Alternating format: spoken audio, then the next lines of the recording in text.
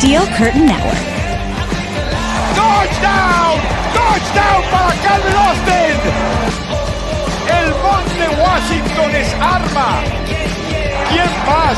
¿Quién más? DJ Watt! What is going on, Pittsburgh Steelers fans, and welcome back to another episode of the Steelers Post-Game Show. The Steelers win 23-9 over the Cleveland Browns coming off their bye week. They are now 4-1. It is time to celebrate. Bryan Davis is joining me. He said he wanted to eat some crow on the show. So, Bryan, I'll let you do that right now. Yeah, I have no problem eating crow right now. That I picked against the Steelers this week, and I felt that the Steelers, if they do what they're supposed to do, but I'm snake bitten from the last couple of years, but if they do what they're supposed to do, they should win this ball game. But I picked against them because I just had that bad feeling. Here, it was bad clams. So with that being said, I'm going to go ahead and say, yep, I'm wrong. Don't care, because if you're going to Vegas based on what this idiot says, then you deserve to lose your house. That's true. All right, Dave Schofield, what's up? Yeah, I was actually pretty close in my score prediction. I had 23-13. It was 23-9 if one of those field goals would have been a touchdown. But no, the defense kept them out of the touchdown zone all game. Although this was a game that I admit how scared I was about it as well. I wasn't scared enough that I wasn't going to pick the Steelers because I thought the more scenarios I ran through my head that the Steelers would win, and most of those, it's the ones that they wouldn't that scared me. What if Myles Garrett goes crazy? Yeah, he did not.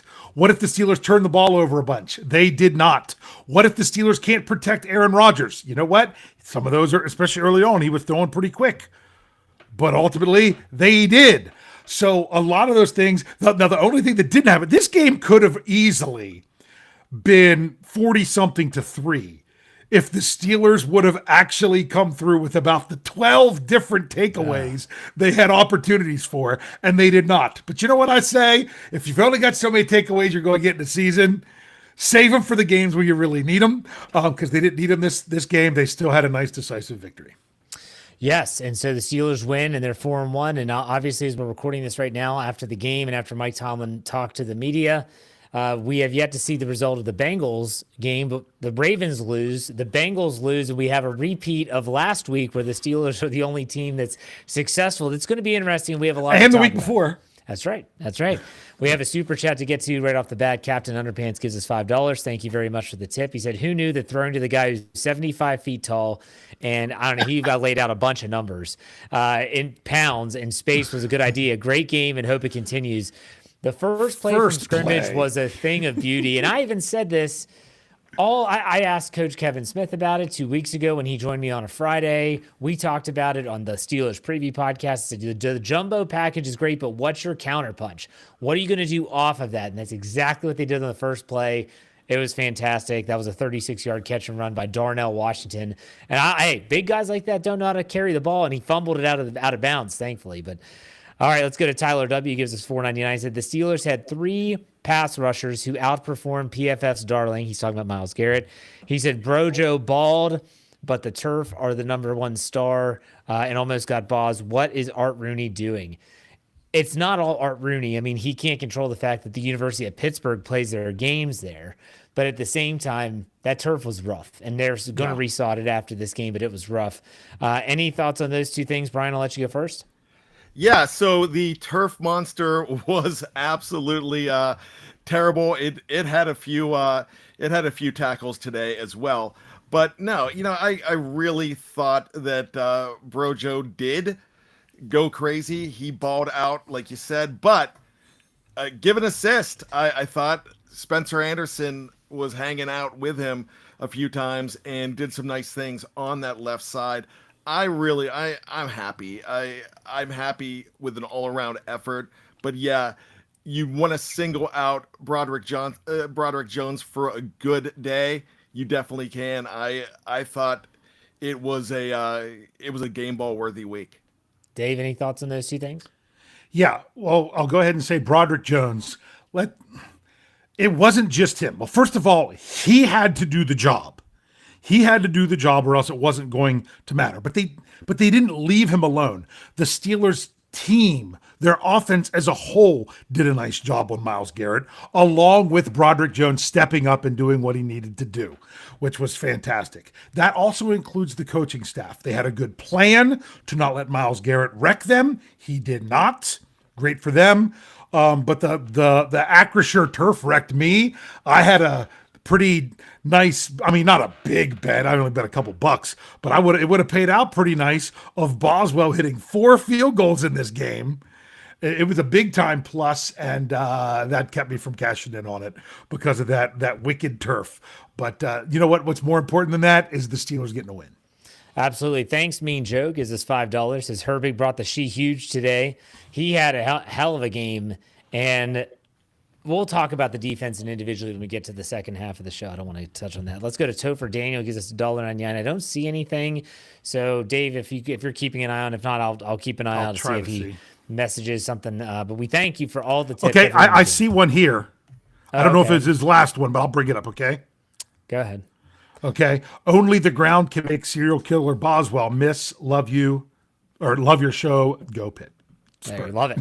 Love it. Absolutely. Thank you, Topher. We appreciate it. So the Steelers win, and there's, for once, not a lot of stuff to complain about. You know, that's something that someone, as 3 gentlemen who do a lot of work in the social media realm and deal with the people that interact with us on the live chat and on social media and on the website, steelcurtainnetwork.com. There's a lot of times where it's all, yeah, buts. But let's talk about this game, and let's first get our knee-jerk reactions out of the way. Bryan, I'll let you go first. Knee-jerk reaction that when the Steelers were only putting up field goals, I still felt comfortable because the defense settled in right away in this ball game. But I liked the play calling. I liked everything that the Steelers were doing with Aaron Rodgers leading this offense, and I felt comfortable. I could tell by the second quarter that the offense, like Dave just mentioned, had a plan for Myles Garrett, and they really did a good job. So great job, coaches. Pat Meyer, you don't get a lot of credit on this show, and deservedly so. And so you're going to get credit today. That was a very nice game plan. I thought the defense, if I describe the defense in one word, it's flying. And I felt that that's what they were doing today. So knee-jerk reaction, I felt comfortable early on. All right. Dave, knee-jerk reaction? Knee-jerk reaction is if this defense has everyone available, holy crap. Yeah. I mean, yeah, it's the Browns. They struggle. But honestly, I'm going to say this. Dylan Gabriel's not a bad quarterback. He's young. I mean, he's young. He's inexperienced in the NFL. I should say that because he's not young. We talked about that with all the college experience. I feel bad he has to play for the Browns. Honestly,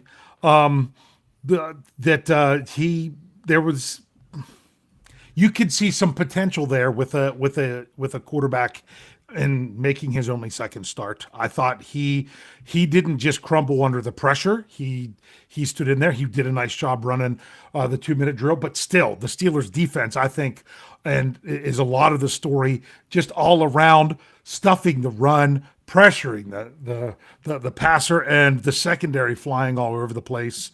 When you have everyone available, it was really a sight to see. So you guys talked about the defense being fast and physical as they were. We'll talk about them. I'm going to just give my knee-jerk reaction is the offensive line. They didn't surrender a sack. Only allowed 3 quarterback hits in the entire game. Yeah. And they rushed for 100 yards as a team. So I was pretty pleased with the offensive line. And let's go to honorable mention. Tyler W. $1.99 said, honorable mention to Mike Tomlin with 2 weeks he's money. And that holds true. It holds true. And I think that the 2 times they played the Browns coming off the bye at home, the average margin of victory was 16 points, and now that's obviously going to trend in that positive direction for the Steelers. But I do want to say this, a quick note before we go into the numbers and look at the offense, that the Steelers injury report is weird. It's a really short week. We're going to have tomorrow, Monday, and what is it called? Approximated injury report, as if they we'll have one starting tomorrow. That it'll be the hypothetical, I mean, whatever you want to say, right. Estimated, all those things, yeah. So Mike Tomlin, after his press conference or during the press conference, said the only significant injury, and he called it a significant knee injury to Miles Killebrew, If you watch that play, it looks like the special teams captain is probably done for the year. That's a pretty ugly one to have to sustain. But everything else, like Joey Porter Jr., he left the game multiple times. Jabril Peppers left the game and came back. Brandon Eccles left the game and came back. The only player right now that I'm not sure if he returned, because I just don't remember if I saw him, was Darius Slay, who left with a shoulder injury, and I'm not sure if he came back. There were reports by CBS at the end of the game that TJ Watt was being checked out his leg. Nothing ever came from the Steelers. I don't think that was anything. They basically put in their JV team at the end of the game and were still able to find a way to come off the field without giving up a touchdown. I mean, you had let's just say this. They protected players who often have an NIR next to their name Cam was at not some out point there. during the week. Cam was not out there, no. Yeah, so that's what was really nice about this game as much as anything, is the opportunity to see those. I don't think TJ Watt and Alex Highsmith were out there the last 2 drives. I know they weren't out there the last one. No, and it's just like, hey, doing that when you felt that the game was in hand, it seemed like the game was in hand, especially with a short week coming, was really nice. Yeah, absolutely. Let's go to Heath Davis. He gives us $5. Another step in the right direction for the entire team. Myles Garrett should stick to poetry. Stefanski eats corn on the cob the long way.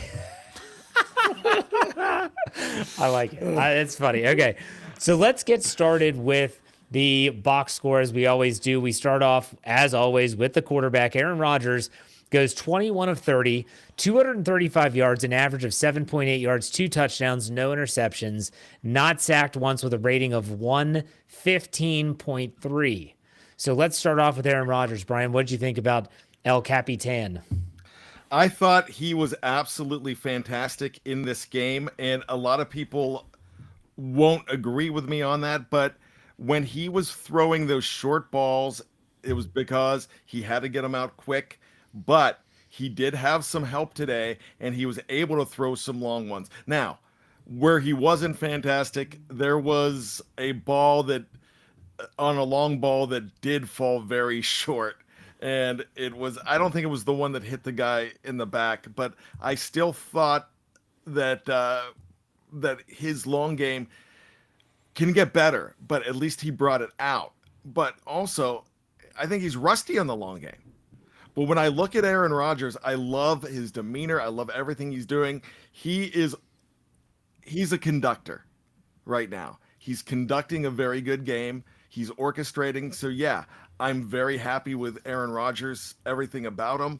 And I love this offense as a whole today. And I really thought it was spread out very well. Losing a guy like Calvin Austin, Rodgers made the most of it and really knows what to do with this team. And I go back to, would have loved to have him for that last quarter of the season last year. Dave, what are your thoughts on Aaron Rodgers? Well, I mean, you see that ball that's just thrown so short when he had DK Metcalf wide open. It goes to show why he's the worst rated quarterback according to PFF. And that's only just going to continue to happen after you see stuff like that. So, and now to actually get around and be serious about stuff, hold on, and not just tongue in cheek. No. I will say this. Hold on. I will say this, that when you watch that play again, if you're watching the TV stuff, he started to look up. He's not looking at the Jumbotron. If you're wondering what he's looking at, I think there was wind that he was not expecting. Yeah. He was probably looking at the flags along the top of the stadium, like, he threw that high. He threw that pass really pretty high. And so when you throw a football that high, a lot of times the wind can wreak some havoc. But go ahead. So honestly, I'm not worried about that. That was just me being ridiculous talking about those things that we know. Both of those touchdown passes were so beautiful. Both of them. Yes. I mean, very few quarterbacks, as they were even saying, could get away with making that throw to Connor Hayward. Honestly, I thought he was going to hit Jalen Warren at about the 2 or 3, and he would have a chance to break it to get in. But no, he threw it back to Hayward. Nice to look at a play like that and see you have more than one option to throw it. Remember, this was supposed to be one of the best defenses in the NFL. Number 1 against the run, number 4 against the pass coming into this game. And Aaron Rodgers, he had some nice balls. Oh my goodness, that one with almost perfect coverage, and you're like, how in the world does DK Metcalf catch that? I don't know. Now, did a couple of them get away from him? Sure. But in all, I mean, I can't say that every pass he threw was perfect because, believe me, some Steelers fans who still don't want to have Aaron Rodgers on the team are going to point out any single pass that's not perfect. But man, oh man, talk about coming out and doing what you have to do in order to put a team away. I'm very happy with his performance today. There's only 2 throws, I think, that if you asked Aaron Rodgers, I haven't listened to his press conference yet, that he would say, I want those back. The deep ball to DK Metcalf, which he just got too much air underneath it, you could tell. And the second one was the rollout pass to Darnell Washington, where Darnell Washington was open. He had a step on his man. He just threw it outside of his wingspan. Was that the fake handoff, fake pitch? Yes. And then that play design was phenomenal. Beautiful play design. And that's a throw that 9 out of 10 times Rodgers makes in his sleep, and he just puts it too far out ahead of him. And so those 2, but other than that, I thought Aaron Rodgers played a great game. He was smart. He had some wily plays. I love that pitch, that shovel forward to Jalen Warren, which converted a first down when he was scrambling away from, I think it might have been Myles Garrett actually. So but that was a long and broken down play with Garrett coming, out of the pocket for him. Yeah. All right, I want to give Tom Plays Games. Tom Muir gives us $4. Sorry I'm late, $1 per W. Here we go, Steelers. Thank you very much. We appreciate it. So we continue looking at the pass catchers now. The Steelers at 235 yards receiving. DK Metcalf leads the way, 4 catches, 95 yards, an average of 23.8, a long of 25. He was targeted 9 times, and he did have a touchdown. The second receiver, Darnell Washington, 3 catches on 5 targets for 62 yards, a long of 36, which was the first play from scrimmage. Jonnu Smith, 3 catches on 4 targets for 18. Kenny G, 6 receptions on 6 targets for only 14 yards. And then we get the single-digit guys. Connor Hayward, 1 for 12. Roman Wilson, 1 for 12. Pat Freiermuth, 1 for 11. Yikes. Hey, it was a nice one. It was, but you're wondering what the hell are they doing? I don't know. Jalen Warren has 2 catches for 2 yards, and 2 catches for 11 yards, 2 targets. Brian, what did you think about the pass catchers? Very happy. Maybe Washington had a drop, and I think DK had a drop, but they did so much nicer things than those drops. So right away, I really think as a collective, you've got a pretty good pass catching unit. And everybody's talking about no number two. One might come at the trade deadline, but I don't think they're desperate for one because they know what they have with that entire collection of guys that they feel comfortable with. And Rodgers, as you can see by that list, not afraid to spread it out. Gone are the days where there's 3 guys on the list as pass catchers. It looked like, you look at rushing, there's usually only like 3 guys rushing the ball. Pass catchers, there should be a lot, and there are a lot on that list. And this is not the days of Antonio Brown, where I call him Cool in the Gang, where it's Antonio Brown getting 15 and the other guys getting none. Targets or not, you're not going to have a guy getting double-digit targets for the Steelers very often with Aaron Rodgers there, because he knows a lot of guys can do it. Now, I want to say one thing about Darnell Washington here. Aaron Rodgers trusts the hell out of this guy. He really likes Darnell. Those comments about Mercedes Lewis way back, was it Mercedes Lewis that he was talking about? Yes. Yep. Reminded him of Darnell. He wasn't kidding when he said it, and he has never forgotten it. Somebody asked me today if there's a problem with if there's a true problem with Pat Freiermuth. I don't think there's a problem, but I think Aaron Rodgers is finding comfort in other hands, and 2 of them are right now Jonnu Smith and Darnell Washington. So on his priority list, Freiermuth is 3rd. Shoot, he might be after Jonnu Smith and all those other guys. When Calvin Austin comes back, he's 4th or 5th. Tight end. Yeah. On the tight ends. Yeah, you're just tight ends. Priority. Yeah, but you talk about from pass catcher standpoint, Pat Freiermuth is way down that list. Yeah. Dave, what's your take on the pass catchers? Well, the tight ends were targeted 11 times. The wide receivers were targeted 10 times. And the running backs were targeted 8 times. So it goes to show you're looking more for the tight ends. But look at the wide receivers. 9 of those 10 targets went to DK Metcalf. Right. Between Roman Wilson, Scotty Miller, Ben Skoranek, Keyshawn Williams, who I know was at least out there for at least one snap on offense that I remember. Out of all those guys, there was one target to Roman Wilson, which he caught for 12 yards. So if you're not even really looking to, can't say he's not looking because that means visually. If you aren't sending passes towards your other wide receivers because you have other options, is it a problem? This could have been extremely game plan specific, especially based on no Calvin Austin. We just have to see how this continues to evolve throughout the regular season when it comes to the other usage of the wide receivers. But for me, how they played, I thought I didn't see any problems that, oh man, the receivers really blew it in that case. And that even includes their blocking as well. Yeah, and I think that when people look at 9 targets to DK Metcalf, you mentioned how he has almost every single target to a wide receiver outside. Just throw it to DK. Well, that's what the shirt says that we're selling. Yep. But still, I think it's also one of those situations where Cleveland, you play with fire, you're going to get burned. If you want to bring that guy into the box, if you want to bring that extra defender down into the box, and we saw this so often in the past few seasons, even last year, you have to just be able to take someone to take the top off the defense. And we thought that was George Pickens. DK Metcalf is certainly getting the job done. So absolutely, I was very pleased with the pass catchers from that perspective. Pat Freiermuth is still a very interesting case. I'm going to keep my eye on him. I think he's going to have a comeback. It's just a matter of when, or a bounce back, I should say. Look for it soon. Cincinnati, you called that. Yeah, I'll give you credit for that. Saying. Right. Tyler W. gives us $4.99. Said this is Mount Washington's coming out game. He's a starter. I think he's a starter because he's a giant of a man and he can block well and he can help the tackles. That's probably what he's also turning into a viable threat as a pass catcher too. So let's go to Thanks Mean Joe. Gives us $10. His Bungles are currently trailing by 10. A loss today would make 3 weeks in a row the Steelers move up on the entire division, including the Steelers bye week. A team record. I don't even know where I would go back to find that information. And honestly, Mean Joe, I thank you for the $10. I'm not going to look it up, just so you know. I'm just not going to. I just don't have time. Let's go to Gimme Thunder. Gives us $5. Has moved the ball and found a run game against top-rated D. The defense kept them out of the end zone. Hard to complain about anything today. The game ball, Nick Herbig. We will talk about the defense because I think there's a player who is not getting discussed. And if you look at just the stat line, he should be getting discussed. It's not Nick Herbig. Not that he's not worthy, but we'll talk about that.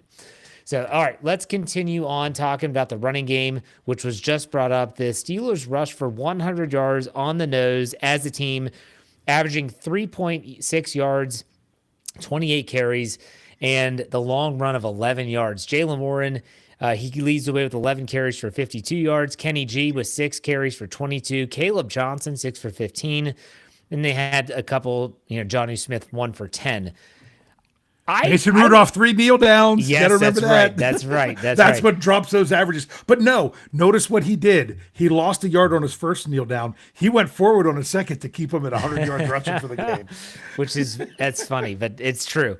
I'm curious about the Steelers' approach in terms of by committee. I'm fine with it. Brian, what's your take? Yeah, no, this is not 1979 when you had 3 guys going over 100 yards, Blyer, Thornton, and of course Harris. But the way it's set up right now, I like that 1-2 punch, and even throwing in Caleb Johnson here. Committee's fine. I don't think they want to call it a committee, but it is one. This is not a bell cow team anymore. But Jaylen Warren has proven that he has bell cow capability, but I just don't think that I think they want to disguise more. And if you're getting 100 yards, I don't care if it's 3 guys or 1 guy, you got 100 yards and I'll take it. And 100 yards in a game is very important. I will say this about Jaylen Warren. He is probably one of the toughest running backs as far as yards after contact that we've seen in a long time in Pittsburgh. He is, I think he's better than Najee Harris as far as that. He's gotten better. And only one person in this world has picked up on the Pinball Wizard nickname that I've given him. And it's my son now calls him Pinball Wizard. But he's spinning around and bouncing around. He is nothing but the Pinball Wizard. Jeff, let's do the shirt. I thought I did that once. Maybe I didn't. I don't know. I'll look into it for sure. Dave, what's your take on the running game? Okay, here's something that's quite interesting about the running game that you all might want to realize. Okay, they had 100 yards rushing in the game. Do you know how many yards rushing they had in the fourth quarter? Not well. One. Actually, 1 yard in the fourth. Wow. Okay. 1 yard in the fourth quarter. Okay, they didn't run all that many plays. And here's the other thing: Jaylen Warren, 0 touches in the fourth quarter. I'm not saying that's a problem, because you know what that was? That was, hey, we're up 23-6 after we scored that touchdown on the first play of the fourth quarter. Let's take some guys that might have been dinged up and missed some time or a little bit older, and let's make sure they're good to go for Thursday. And notice who the Steelers had in the game at the end when you knew a run was coming. And they didn't want to put Jaylen Warren out there. They had Caleb Johnson. I like that role for Caleb Johnson. And I feel that his average, even though it was only 2.5 yards, I felt that was pretty. I mean, he lost 2 yards on his last carry. That was probably one of the biggest things, because everybody knew that that's what they were going to be doing there, because they were in field goal range and everything. I liked how he ran forward. He ran hard, and he stepped into that role. It was nice to see the Steelers utilizing him a little bit in that regard. I don't care about who's the name on the back of the jersey out there the most on the field. Get the job done. You put up 100 yards on the number one rushing defense in the league. What more can I say? Exactly. And I know that I will say this, that the Browns defense coming into this game was giving up 75.6 yards per game on the ground. And that was the top ranked, as Dave mentioned. And so the Steelers putting up 100 is significant. It was a good win. It was a good win. It was a good running game. I'll say this, though. A lot of people were like, well, where's Kenneth Gainwell should be RB1. Jaylen Warren should be. If it's effective, who cares? So I love their mix out there. Right. I do. So you might not be able to play these running backs in your FanDuel lineup because they're not going to give you the carries and the touches that you would want. Who cares as long as the Steelers find success? I do wonder if they're starting to find a groove with the offensive line and the running backs in tandem, what works well, what type of schemes work well. They've been doing a lot of that interior pitch. I find that interesting, especially with Jaylen Warren, who has pretty good vision and where he's going to go. We'll see. We will see how that goes. Let's talk about the offensive line now to finish up the offensive chatter. We obviously talked about the 0 sacks, 3 quarterback hits for the Browns. That is it. And 100 yards rushing. What do you guys think about that O-line, Bryan? Not only did I think they were fabulous, but I don't recall any false starts. I don't recall a hold. There may have been. There was one on Spencer Anderson. Yes, Okay. That's right. Good call. Yeah, that was it. Yeah, maybe one. So they weren't having to do anything. Like early on in the season, we saw them having to commit a penalty, a holding penalty, to not get Aaron Rodgers murdered. They did have to do that. As far as, I don't know. Did you say, you didn't say hurry numbers, did you? Just quarterback hits. It was They 3. don't come up with those bigger stats until Yeah, later and on. I think you corrected me on that a couple weeks ago too. I just don't think that the hurries were there. Now, there were times that you got, I think Myles Garrett felt like maybe one time that he was in the vicinity, and so Rodgers got rid of it very quick. But no, I think Rodgers and the O-line are starting to feel each other, and there's no more feeling out. They're feeling up now. It's just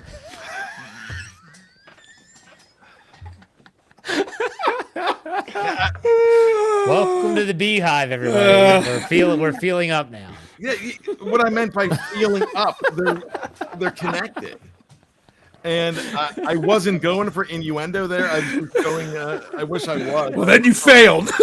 Yeah, I wish I was. I would have felt better about it. There's one guy mentioned Caleb Johnson on the live chat. I thought it was very funny. I wish I would have come up with that one. That was good innuendo there. But nah, they're in sync. So when you have 5, I have not really seen 5 guys on the offensive line in sync like this since the Villanueva, Ramon Foster, Pouncey, DeCastro days. And I really feel like the last time five guys were in sync, you were talking about JC and Justin. I knew that's what you were going to say. I thought that's what you were going to say the first time. And hey, they just got off their bye. So we're good to go. All right, Brian's done. Go ahead, Dave. Brian, stop talking for crying out loud. Dave, what was your thought on the offensive line, not the Beehive, not some boy band from the early 2000s? I will say this. Although Coach Tomlin said in his post-game press conference that he was happy about how the team came out of their bye week, they didn't warm up to things.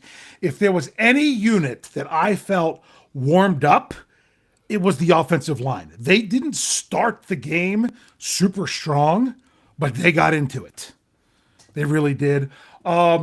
I got to go back and pay a little bit. I focus so much on like the Broderick Jones, on the Troy Falatanu. I want to go back and look a little bit more because how many times is there a big run down the field? And who do I see in the mix of stuff? Just mixing it up with somebody. Mason McCormick. Yes. I want to go back and watch me some Mason McCormick. He just seems to be nasty. Zach Frazier, I think we're starting to have maybe take him a little bit for granted. I think he's getting the job done. But I noticed one time Sayamawa got his helmet ripped off. Aaron Rodgers picks it up and gives it to him. But I felt like the offensive line early on, Rodgers might have been a little bit more rushed. But as the game went on, they really came into it even more. And that's kind of how the season's going. And that's what I want to continue to see. This offensive line doing a nice job because that is a phenomenal defensive front. I don't care what you say about, it was just the Cleveland Browns. You can't say that about their defense. Yeah. No, and for the offensive line to take care of business like that, kudos to them. Mason McCormick's that guy. He's on the ground. Okay, so they just complete a run, 3rd and 11. He's pushing his guy to the whistle, and all of a sudden you see his arms. And for those that are listening, he's just like pointing rapidly, like first down. Like he is in it. He's a guy that everyone should be rooting for. And honestly, when you don't hear them mentioned, that's a really good thing. Yeah. Like we haven't heard Isaac Sayamalu's gotten some attention for some misplays and miscommunication between him and Broderick Jones. But really, you haven't heard a lot of talk about Mason McCormick. And so, Dave, I'd be anxious to see or interested to see what you find if you do watch some Mason McCormick specific film. I want to get to Nathan Boley, gives us $5. Says the flip to Warren on 3rd down by Rodgers was a great throw, a better catch. Set up by a big-time hustle play by 77 who clipped 95, or that's a sack. That's a great point. Thank you for bringing that up, and thank you for the tip. We do appreciate it. All right. We're going to take a quick break. When we come back, if you're watching live, we're not going anywhere. On the audio side, a quick word from our sponsors. When we come back, we'll talk all about the defense. Stay tuned.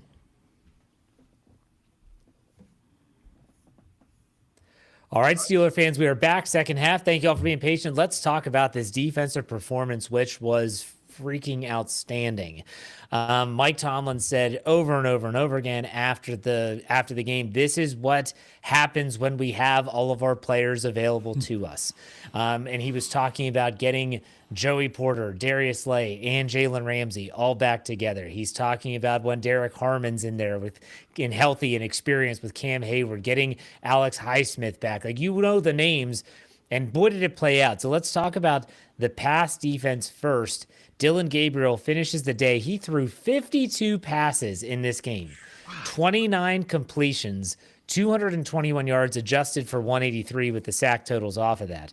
A 4.3 yard average. That's really low. No touchdowns, no interceptions. He was sacked 6 times for 38 yards with a rating of 66.3. So we're not talking about the pass rush yet. Let's talk about the receiving numbers for Cleveland, which I just lost. Give me 1 second. Here we go. Receiving. Okay. Harold Fannin Jr. leads the way with 7 catches, 81 yards. Jerry Jeudy, 5 catches, 43. David Njoku, 3 for 28. Gage Laverdane, 2 for 22. He left with a concussion. That was a pretty gnarly hit from Deshaun Elliott. And then a bunch of players with just minimal. They spread the ball around. They really did. But the pass defense, let's talk about that first. Brian, what did you think about that? One word: phenomenal. Okay. I mean, they were flying. In fact, I'm surprised they didn't get 10 sacks in this game. And it felt like, Sawyer at the end, man, when he came in, it looked like he was just a smidge off to get 1 or 2 sacks. I really think this pass rush has gotten better and better. And of course, when you have all those guys in there. Now, I will say this though, when you have a guy like Highsmith back, everybody was going to say, well, you're going to lose Herbig. That's a shame. No, they know how to scheme for having 3 guys. And it worked. I mean, so you don't need to just have 2 guys. You have 3 capable starters in there, and you get so much with Herbig as well. What was his final sack numbers? I don't know. We're not on that yet. We're not talking about the pass rush, like I clearly I thought you said. said pass rush. No, I he said kept the saying pass defense. And he even reiterated it. Oh, But let's talk about the pass rush now before we get to Wait, that. I don't get to talk about the pass defense? No one's talked about the pass defense. I would So love hold to on. for a second. No, It'll be we really will. quick. See, I thought Brian was only going to give one word, but he said one word, phenomenal. I thought we usually do pass rush. No, but that Well, Dave, for the pass defense, it'll be really quick. I was going to say we're going to come back to it. It was almost shut down when. Oh, sorry, I just heard that. To what you were looking for, Brian. Nick Herbig's sacks. He ended up with, let me read you Nick Herbig's stat line: 2 tackles, 2 solo. Those were both sacks, 2 tackles for loss, and a pass defense. He finishes with 4 quarterback hits. There you go. Did you want anything else? No, I'm good with that. He led the way, I'm sure, right? In quarterback hits? With sacks. No, was it a was tie. tied. Jalen Ramsey actually had 2 sacks as well. And then what did they give? What, 1.5 or 1? He had a half. Half. TJ had a half. Highsmith had a half. Harmon had 1.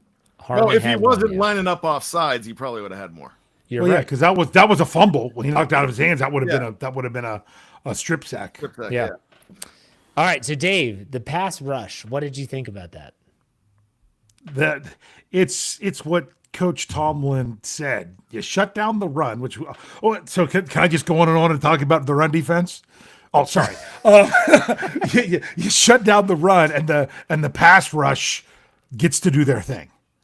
That it puts them in obvious passing situations, both situationally in a drive and both situationally for the game. It's set up well for them to come through and have 16 quarterback hits. Yeah. Okay, that's they did a great job. They never let the NFL inexperienced quarterback really get comfortable, which is exactly what they needed to do. The pass rush just was it. It was like throw out whoever you need to put out there to do it. It seems like they're going to get the job done. All right, so I'm going to talk about a player who I mentioned at the top of the show. Someone said that Nick Herbig should get a game ball. I'm going to give you a player that's going to be a perfect segue into Brian talking about the pass defense after this, and that would be Jalen Ramsey. It kind of went by the wayside because he's a secondary player. Listen to his stat line: 6 tackles, 4 of them solo, 2 sacks, 2 tackles for losses, and 2 quarterback hits. That guy played out of his mind today. And Who wasn't even supposed to play. No, no one's really talking about him. Yeah. And so he just had a phenomenal game. I was happy that he played. I'm glad that he made it through successfully without re-injuring. He did get the wind knocked out of him at one point, but he was able to return. So I think this is a good segue into the pass defense. Deshaun Elliott came up with some big plays. I thought the officiating was god-awful in this game. I'm not going to go there just yet. But Brian, what did you think about the secondary? Okay, one word: phenomenal. Sorry. Very good. I thought JPJ was, man, he has grown so much. I was worried about a little bit of a sophomore slump, and there were times last year, especially against Washington, where when he had almost 6 penalties that could have been called on him. I just thought that really now that he's back, he really looks like a much different player. I think a lot of that has to do with the scheme that they wanted to put together. Going back to Tomlin's comments, when you have everybody there, we knew that having Ramsey, having Slay would help forward the career of Joey Porter Jr., and I thought he was great. Having Deshaun Elliott back is huge back there too. Those guys were flying around the ball too. I was never really worried, but the big thing with the pass defense, you were not getting a lot of yards after catch. And there was a lot of time that, I mean, I know he completed 29 balls. Yes. At 52. It didn't seem like it was anything was really significant, but they're not getting challenged with deep balls because they're not letting you challenge them with deep balls. You're not getting an opportunity to do so. And I really think that secondary has become a strength. Dave, what was your thoughts on the secondary? Okay. To what I started to say before, it was locked down when it mattered. I mean, they gave up 92 passing yards in the first half and came out and stopped them in the third quarter, only gave up another 31 in the third quarter, and then gave up 98 in the fourth quarter because they were up 2 touchdowns. They were dealing with some attrition, everything else. And it was like, hey, we'll let you dump the ball off for 5 or 8 yards over the middle continually when this is what's going on in this game. I thought early on when you want to establish something, there was no way that the Browns were establishing any kind of passing game. I'll say this about the secondary. I already talked about Jalen Ramsey, who I thought had a phenomenal game, and he's been phenomenal all year, in my opinion, because he's played all sorts of positions. And I'll say this, though, about the secondary, and you might include this with the inside linebackers as they go into coverage. They brought an element that we haven't seen from a Steelers defense in a while. And what that element is that when players were going across the middle, you saw some gator arms.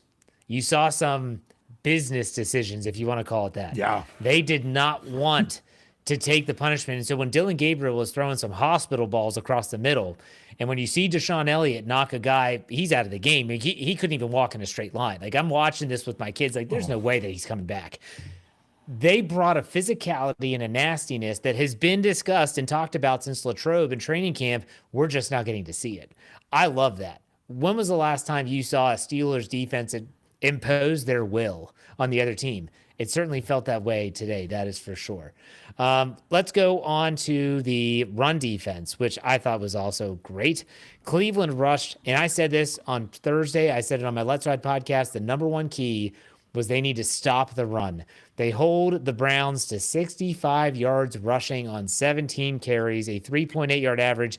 Dave, how many of those yards came in the fourth quarter, out of curiosity? How many of the rushing yards? The Browns rushing yards, yes. Well, I know a lot of them came in the second half. 34 came in the second half. The fourth quarter alone, 26. That's what I thought. They were running it against the Steelers' prevent defense, and they padded their stats. This was one of the most dominating run defense efforts I've seen in a long time from Pittsburgh. It seems like they have completely flipped the script from where they were just a few games ago. Bryan, what's your take on the run defense? Yeah, wow. How many did Judkins get? I was just trying to look that 30. up. Oh, yeah, 36 yards on 12 carries. Okay. And Jerome Ford, 2 carries for 17 yards, and Dylan Sampson, 3 for 12. Sorry, I did not say that. 36 yards for a guy like Judkins, who, since he was entered into the lineup, he's been fantastic. And now today, he could not do anything. Now, he averaged 3 yards a carry, but I don't know. Do you happen to have his longest, Jeff? Judkins, it was 6. 6 yards. Judkins is really a fantastic running back. They brought Ohio State gave the league 2 very good second round running backs this year. Both of them very good, and both of them did not do much against the Pittsburgh Steelers. So when you look at that, you've got to say that was the biggest thing.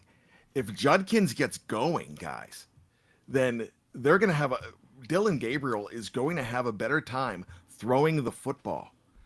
Dylan Gabriel had no running game to help him out with today. And I know, like you both said, this was garbage time where they got 26 of those 60 some. So, man, you've got to really look back at week 1 when everyone was saying this is going to be a long year. They got it together. And you have a guy, it doesn't hurt having Highsmith in there with Harmon at the same time. It doesn't hurt having a guy that has found the fountain of youth and is just ageless. It's like Benjamin Button is now Cam Hayward. they stopped the run well. And I think this is looking like the team that stopped the run well at the first half of the season last year. And now, if you can keep them free of some maladies, then this defense is going to be the one everybody dreamed of to start this season. So this is where I'm getting even more excited because, sure, somebody put in the live chat, yeah, you've got to be able to beat the Indies and the Buffalo Bills and teams like that. Sure, but you've seen what Indy, I think, is far and away the best offense in the league right now, and they're going to be tough in Week 11. But I'm not worried about running games as much as we were at the beginning of the season because now they're dialed in. Dave, what's your thought on the run defense? It was 39-99 rushing yards, Browns to Steelers through 3 quarters. That when the game was actually not, somewhat in doubt through the first 3 quarters. That was the difference. To me, I'll just say one of those teams looked like they could have been the best rushing defense in the NFL, and it wasn't the team wearing the white jerseys. Yeah. And I'll say this. We talked about it on Thursday's Steelers preview podcast that this is a game for Keanu Benton. Now, Keanu Benton only registered 1 tackle. But I was going to bring that up. Sorry. Since Derek Harmon came into the lineup, everything has changed. I hope people realize that. But I said this on the Postgame Show, I think after week 2, and said, if you think Derek Harmon is some savior, it's not going to happen. It kind of seems like in the run defense category, he's been a savior for this defense. He ends up with 4 tackles, a sack, 2 quarterback hits. He has been a force since being inserted into the lineup coming off his knee injury sustained in the preseason. So, Dave, did you want to say something else? I didn't. Oh, yeah, because I meant to say it and I forgot. Keanu Benton, he was my X factor for defense. And do you know what he did in this game? I don't know. I don't really know what he did with this game. I wasn't totally focused on him. But what I did say in the article that you could read at steelcurtainnetwork.com, if you want to go back and check that out, that I said he needs to not worry about making the plays himself. He's got to be able to hold his ground and keep people off of the inside linebackers. Did you see there be a problem of blockers getting to the inside linebackers in this game? No. That didn't seem like it was a problem. Did it seem like they were getting the whole offensive line was pushing the Steelers defensive line down the field in this game?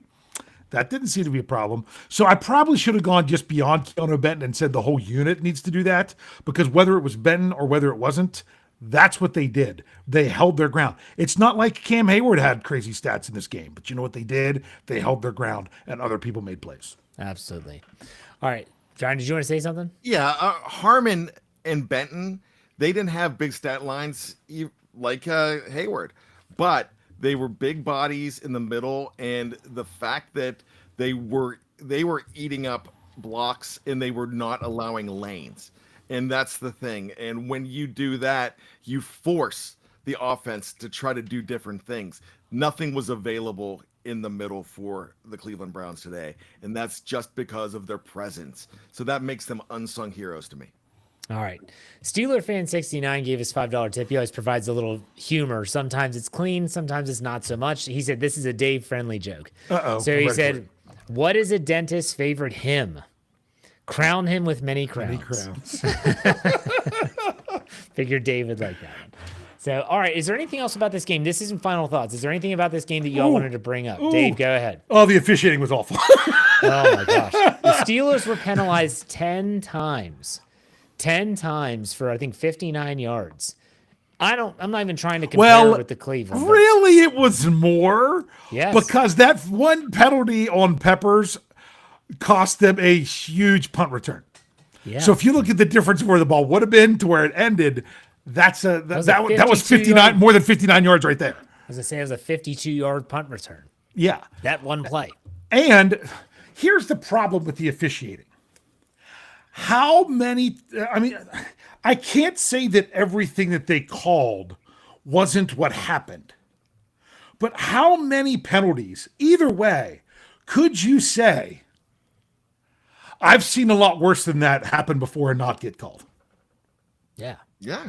I mean, both of them on Peppers. The one, I mean, they didn't like that that the block was legal. They had thrown the flag, so they said, well, let's get him for running in the wrong direction, making the block, which you're not allowed to do.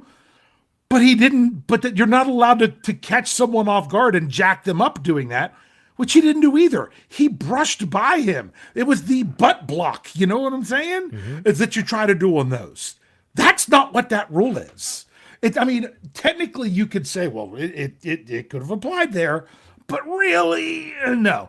I went back during a commercial, rewound back because I wanted to see, because they didn't show the replay of the hands to the face by Peppers. They were hand fighting off the line, and as they did it, he brushed his face mask. And that was that penalty. So those were crazy.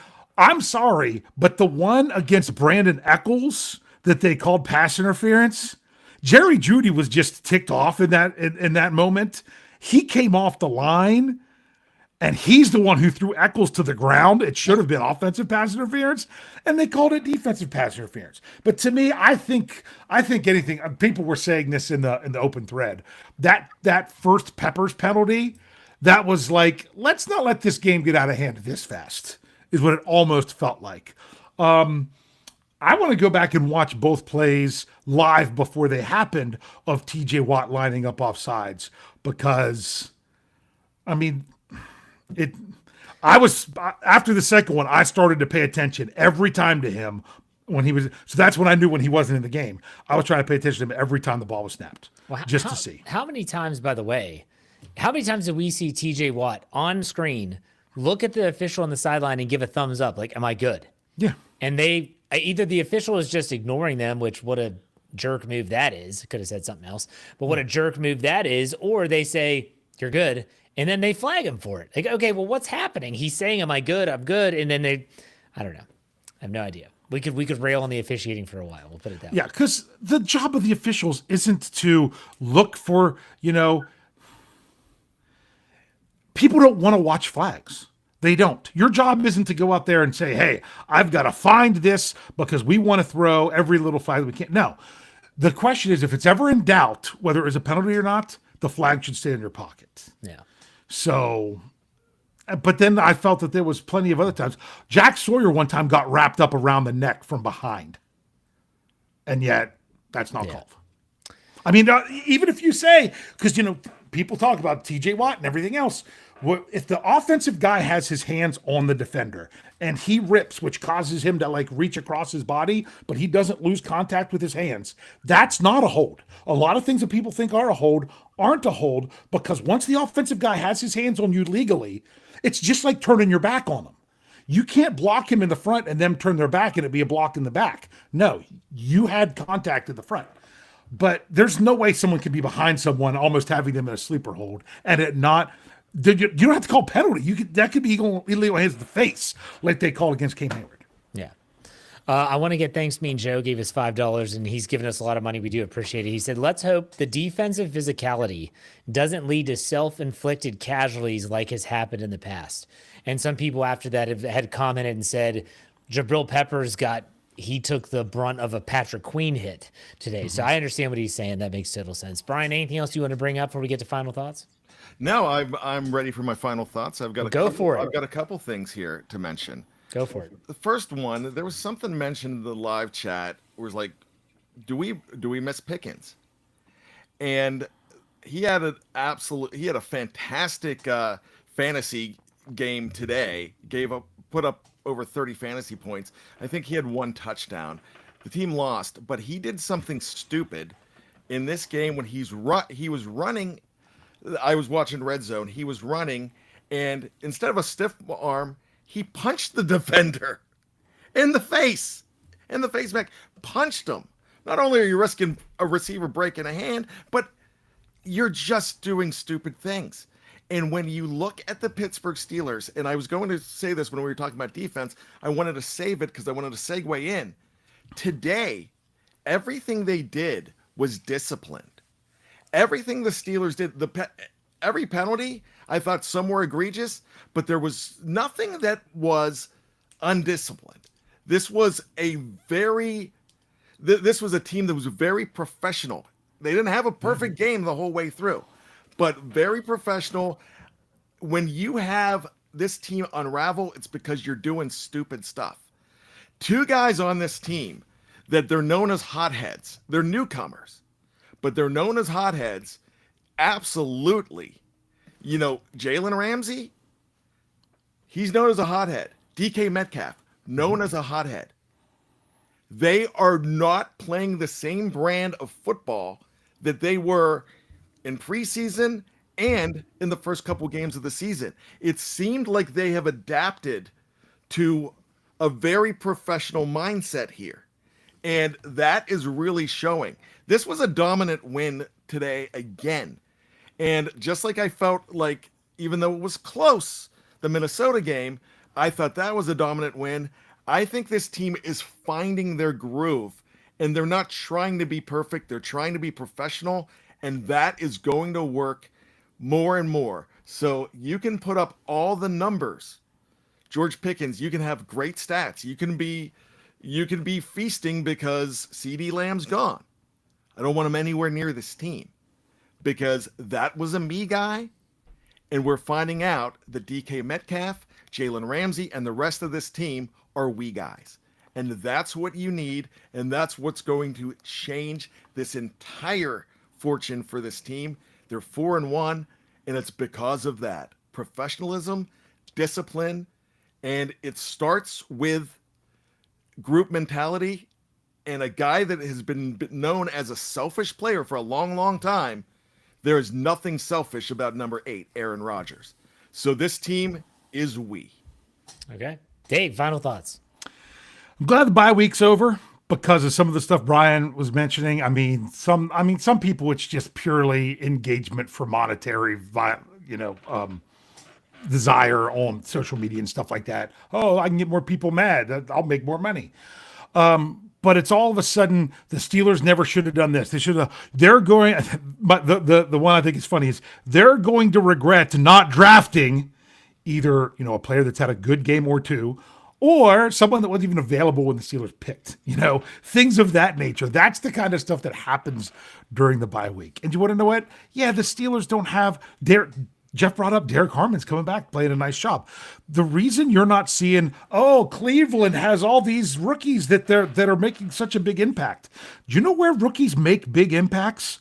On teams that sucked. Yeah. That's why. Because they need rookies to try to get better. The Steelers need their rookies to try to build up what they already have or what they've already brought in. That's a whole different story. But to me, I said the Steelers, if they dropped this game, they were they were out of the running for being the team to beat in the AFC North despite of their record. Now they won this game, and it really was not. Once the Steelers had 2 field goals, I felt pretty good. When they had a third one, I'm like, just keep it more than a 1-score game the whole way, which they did. It really wasn't in question. And I didn't mind that game plan on a short week to say, hey, get out there, get ahead, get some guys off the field, all that good stuff. We're going to be here a lot in the next few days because it is now crunch time, meaning it's time to crunch everything together in order to get ready for this game on Thursday night.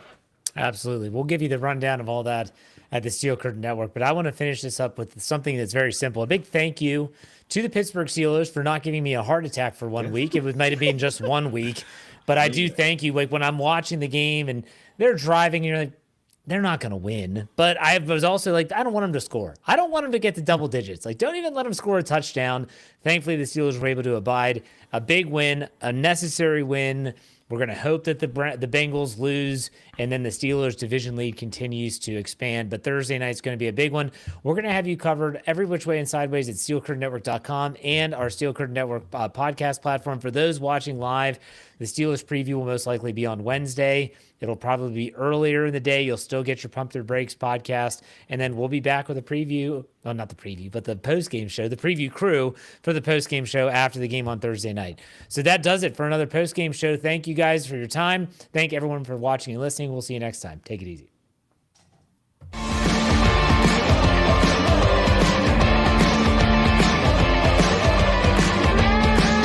Steel Curtain Network. Get it. Everybody else gets a little tight.